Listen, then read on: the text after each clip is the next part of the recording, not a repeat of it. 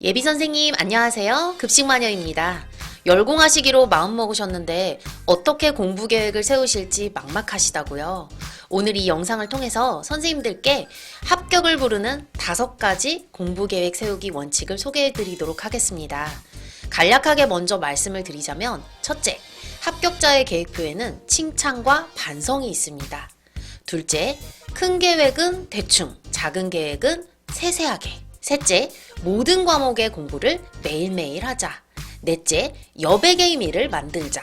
마지막으로 다섯째는 주객 전도되지 않기. 먼저 첫 번째인 칭찬과 반성이 있다라고 하는 원칙부터 저의 실제 수험생활 계획표를 보여드리면서 같이 알아보도록 하겠습니다.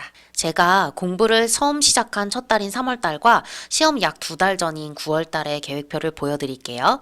3월의 성과, 3월의 아쉬운 점이라고 적어놨습니다. 3월의 성과는 제 자신에게 칭찬을 해주는 내용을 적어놓은 건데요. 기상습관이나 운동습관을 잡았다. 교육학의 기본을 완수하고 또 수능 특강 가지고 제가 이제 일반 영어를 공부했거든요. 일반 영어 스터디를 좀 안정화시켰다라는 등의 세세한 칭찬이 보이지요. 그리고 3월의 아쉬운 점을 반성할 점이라고 생각해서 적어놓은 게 있는데요.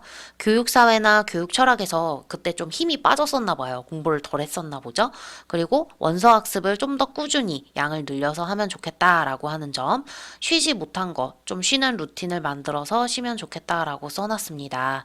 여기서 끝내는 게 아니라 제 자신에게 또 메시지를 했는데요. 졸리고 힘든데도 최선을 다해줘서 고맙다. 이게 남이 쓴 게 아니라 제가 제 자신에게 쓴 거예요. 그런데도 졸리고 정말 도대체 이게 무슨 짓인가 하다가도 정말 자고 싶지만 그래도 자지 않고 열심히 앉아 있어줘서 고맙다. 앞으로도 계속 나아가줘서 고맙다라고 메시지를 던져놨습니다. 이렇게 칭찬과 반성할 점을 계획표에서 적어놓게 되면 선생님들께서 실제로 이제 치유되는 효과, 좀 스스로에게 위로가 되는 효과가 있고요. 그리고 다음번 계획을 세울 때 이것을 참조해서 좀 더 효과적이고 효율적인 계획을 세울 수가 있습니다. 시험 약 2달 전이 9월 달에 계획표를 보시게 되면 제가 세운 계획들을 스스로 지켰는지 지키지 않았는지 빨간 펜으로 표시가 되어 있고요. 지킨 부분은 제가 빨간색으로 이렇게 색칠을 해놓은 거예요. 중요 부분도 표시해 놨고요. 그 위에 보시면 조금만 힘내자. 코앞에 다 왔다. 너가 계획한 대로만 하면 된다. 라고 해서 계획이 세워져 있습니다. 그리고 칭찬과 반성도 늘 하고 있었던 것이죠. 스스로에게 이렇게 피드백이 잘 되다 보니까 그 다음 달에 무엇을 하고 싶은지, 그 다음에 내가 어떤 계획을 세워야 되는지가 나오는 거예요. 그래서 4월에 하고 싶은 것 해서 뭐 언제부터 한국사를 시작하고 전공 기출을 또 어떻게 보고 이런 여러 가지 계획들이 나올 수 있는 것은 3월에 제가 칭찬을 해주고 스스로에게 반성하는 시간을 가졌기 때문이거든요. 첫째 원칙은 큰 계획은 대충, 작은 계획은 자세히잖아요. 큰 계획이라 함은 월 계획이라든지 아니면 분기 계획을 이야기하는 거고요. 작은 계획 같은 경우는 일 계획이나 아니면 주 단위의 계획을 이야기하는 것입니다.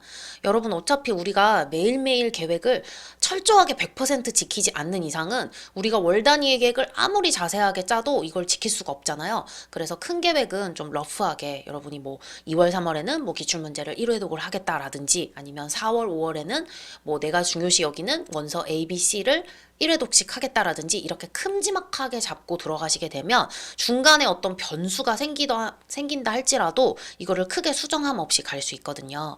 그리고 일 단위의 계획 같은 경우에는 저는 되게 자세하게 짰는데 쉬는 시간까지 계획을 했거든요. 그래서 내일 만약에 내가 공부를 한다라고 하면 오늘 밤에 세우는 거예요. 이렇게 짜게 되면 하루살이처럼 계획을 짜게 되면 내일 내가 계획을 지키지 못한다 할지라도 내일 모레 새롭게 업데이트를 해서 내 상황과 건강과 나의 여러 가지 스케줄에 맞게끔 현실적인 계획표가 나올 수 있거든요. 모든 과목은 매일매일 해야 돼요. 조금씩 시험 바이오 리듬에 맞게끔 우리가 시험 시간이 어떻게 됩니까? 아침에는 교육학을 치고 그 이후에 오후에는 우리의 전공을 치게 되잖아요. A형, B형을 치게 되는데 그거에 맞게끔 매일매일 조금씩 해야 되는 거죠. 비중의 차이는 있을 수 있어요. 만약에 내가 요즘에 교육학이 좀 부족하다 그러면은 교육학 비중을 좀 늘리고, 만약에 내가 어떤 뭐 저의 영어를 좀 예시를 들자면 영어학이나 영어 교육론이 좀 부족하다 그러면 그 부분에 비중을 늘려서 공부하는 거지, 내가 그냥 오늘 왠지 영어학이 땡기니까 이 과목을 공부하겠다, 왠지 지금은 교육 교육학이 땡기니까 교육학을 많이 하겠다라는 식의 공부는 편향된 공부를 부를 수밖에 없거든요. 그러니까 제가 스터디를 하면서 되게 많이 느낀 게 스터디원 분들이 각자 다 잘하는 과목들이 다 있으시더라고요. 그게 왜 그럴까 생각해 보니까 아무리 내가 좀 점수가 낮은 수험생이라 할지라도 항상 내가 꽂혀 있는 과목이 있게 마련인 거죠. 저 같은 경우는 그게 영어학이었는데 자신 있는 과목을 더 많이 공부하게끔 되어 있거든요. 자신 없는 과목, 조금 더 내가 부족한 과목을 많이 보충을 해야 되는데 그렇게 하지 않고 자꾸 자신 있는 것만 공부하게 되니까 공부의 비중이 계속 쏠리게 되는 거죠. 그래서 그런 현상을 막고자 모든 과목을 다 시험의 바이오 리듬대로 맞춰서 공부를 하는 게 중요하다고 생각을 하고요. 저 같은 경우는 초반에는 교육학을 되게 많이 했고 뒤로 갈수록 후반부로 갈수록 전공 공부를 많이 했거든요. 그렇게 함으로써 제가 아무래도 전공 점수가 높았던 이유가 후반부로 갈수록 교육학 비중을 줄일 수 있고 또 전공에 많은 힘을 쏟게 되어서 좀 고득점을 할 수 있었던 좋은 계기가 되지 않았나라고 생각을 합니다. 그래서 여러분도 초반부터 후반까지 모든 공부를 매일매일 조금씩 하시되 비중은 그때그때 상황에 따라서 여러분들의 컨디션이나 목적에 따라서 조절을 하시는 것이 좋겠다고 생각을 합니다. 제가 여러분께 저의 공부 비중의 변화에 대해서 좀 보여드리고 싶어서 8월 24일과 10월 17일 계획표를 제가 가져왔는데요. 8월 24일 요 정도쯤 되니까 저의 공부 비중이 확연하게 이제 전공 위주로 돌아가더라고요. 체크리스트 보실게요. 첫 번째 보시면 교육학을 행정 공부하겠다라고 나와 있잖아요. 요 부분만 빼고는 나머지 전부 다 저의 계획이 다 전공 공부거든요. 그리고 투데이스 타임라인도 보시게 되면 여기 한 1시간 정도의 비중으로 행정 MBO 개념이나 뭐 행정 공부, 학교 학급 경영을 공부하겠다라고 하는 아까 체크리스트에 있었던 부분을 조금 더 세밀하게 써놓은 이 부분만 빼고는 전부 다 하루 종일 이제 전공 공부를 한 것이죠. 10월 17일도 별반 다르지 않습니다. 그래서 뭐 교육학 퀴즈를 행정에 관해서 보겠다. 저는 좀 행정을 좀 약했거든요. 그래서 이 교육학 퀴즈는 아침에 한 20분에서 30분 정도밖에 진행되지 않는 것이었고요. 중간중간에 뭐 심리, 뭐 교수학습 이런 매핑을 하겠다라고 하는 부분들도 크게 시간을 잡아먹지 않는 부분입니다. 그러다 보니까 전공 공부를 할 시간이 많이 확보가 됐겠죠. 그럼 이걸 보시면 또 이렇게 생각하실 수도 있어요.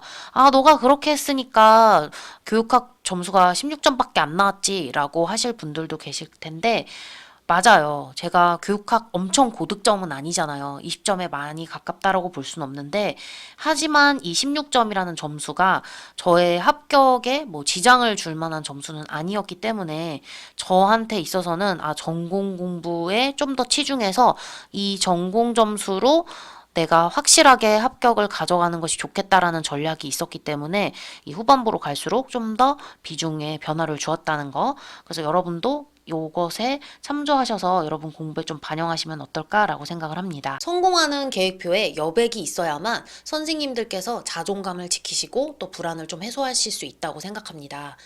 너무 타이트하고 정말 지키지 않으면 안 되는 100%꼭 지켜야만 하는 계획표가 있다면 정말 우리는 숨이 너무 막힐 거예요.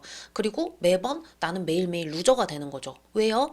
항상 늘 저는 계획을 못 지키니까요. 그러지 마시고 계획표에 좀 큰 여백이 좀 있다면 좀 만들어 놓으세요. 그렇게 되면 내가 계획을 열심히 공부를 하다가 못 지키는 부분들 있죠? 그 부분들을 이 여백의 시간에 해결할 수도 있고 아니면 모든 것을 다 지켰어요. 그러면 이 여백 시간에 그동안 미뤄뒀던 휴식을 취하실 수도 있는 등 이 여백을 가지고 할 수 있는 일들이 많거든요. 마지막 원칙은 사실 좀 높아심의 준비를 한 거라서 해당되지 않으시는 분들을 스킵하셔도 좋을 것 같습니다.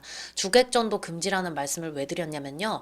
그 학생들 중에서도 그렇고 우리 수험생분들, 예비 선생님들 중에서도 마찬가지인데 조금 계획을 철저하게 세우는데 만족을 하시는 분들이 계세요.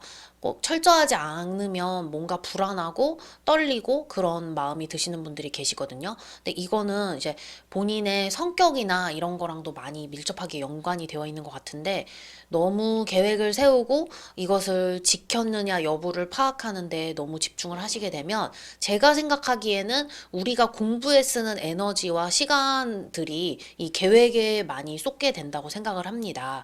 그래서 계획은 세우시고 이것을 가지고 공부를 점검하시고 집중하시는 것은 굉장히 중요하지만 계획 자체에 너무 열과 성을 다하신다든지 아니면은 계획표라든지 아니면 계획 우리 스케줄 다이어리 같은 거 꾸미는 거 요런 거에 집중하시는 것보다 좀 더 우리 공부에 시간을 많이 할애하시는 것이 훨씬 좋은 결과를 가져다 줄 수 있다고 생각합니다. 선생님, 오늘 우리가 함께 계획 세우는 방법 5가지를 알아보았는데요. 제 방법은 지극히 저한테 맞는 주관적인 방법이기 때문에 선생님의 개인적 상황에는 좀 안 맞을 수 있어요. 그래서 좀 가려 들으실 부분은 가려 들으시고 조금 선택하시면 좋을 부분들은 취하셔서 좋은 결과 만드시길 바랍니다. 선생님, 학교에서 만나요.